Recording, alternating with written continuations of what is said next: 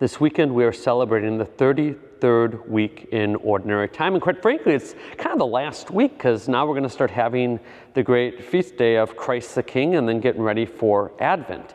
It's really cool though that it's 33 weeks of Ordinary Time because of course Jesus lived to be 33 and died on the cross at 33. So we have these 33 weeks of Ordinary Time to really remember the 33 years that Jesus was alive on this earth, walking and talking with us before his death and resurrection, of course, founding the church.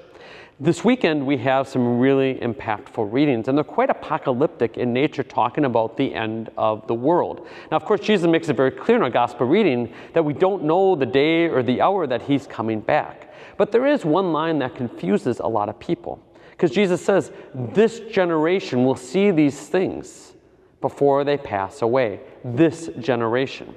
Well, realize in the Gospels when Jesus talks about this generation, he's talking not so much about a people in one time or place, because he says this wicked generation, or this perverse generation, this stiff-necked generation, this hard-of-heart generation.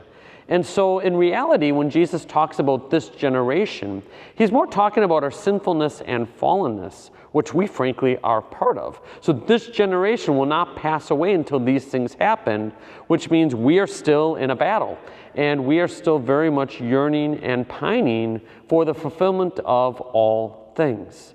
You know, sometimes we can wonder in the church and even our own lives, isn't this going to get easier? Isn't this going to get better? But in reality, Jesus reminds us that we are part of this generation.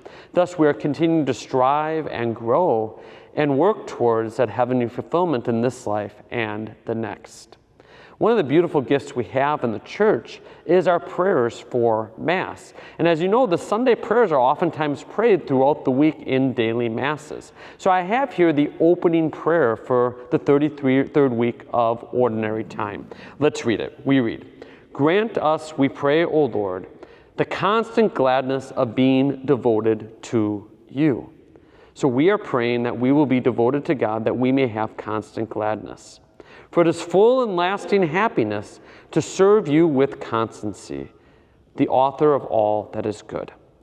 This is something we lack. We forget that it is full and lasting happiness to be consistent, constant in our faith. And this is really the challenge for us as Catholics, to have that consistency, that constancy in our faith, in the way that we live and pray, that every day is not so much a battle, but full and lasting happiness. But it really depends what side we are on. You know, St. Ignatius of Loyola tells us that there are really two sides to be on. One is in mortal sin and one is away from mortal sin. For those stuck in grave sin and mortal sin yet, it is really hard to get out of it. But when they are in mortal sin, the devil just gives us joy and peace.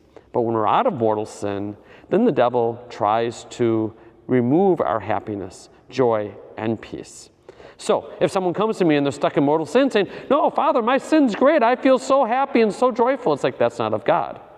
But yet, when we live the holy life, it is the devil really giving us that inconsistency.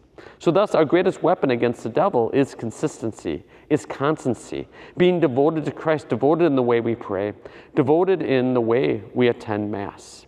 I'm very blessed today to be at Our Lady Queen of the Apostles in Tomah, Wisconsin. It's an absolutely beautiful, beautiful church. And for us, my brothers and sisters, Mary is the Queen of the Apostles, just like she is our Queen.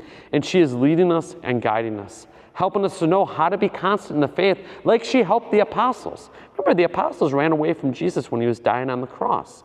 So too, we run away so many times in our sinfulness, in our fears and insecurities, and our desire to do other things that are not of God. So as we live this week in preparation for the feast of Christ the King, let us be mindful of the constancy and devotedness that we are called to have, that we may be, even though we're part of this generation, we may truly live as sons and daughters of God, citizens of heaven, and that God may bring us to the heavenly generation in which we were created and made to live in for all eternity. God bless all of you, and I look forward to seeing you in the next video. Magnificat anima mea Dominum. My soul magnifies the Lord.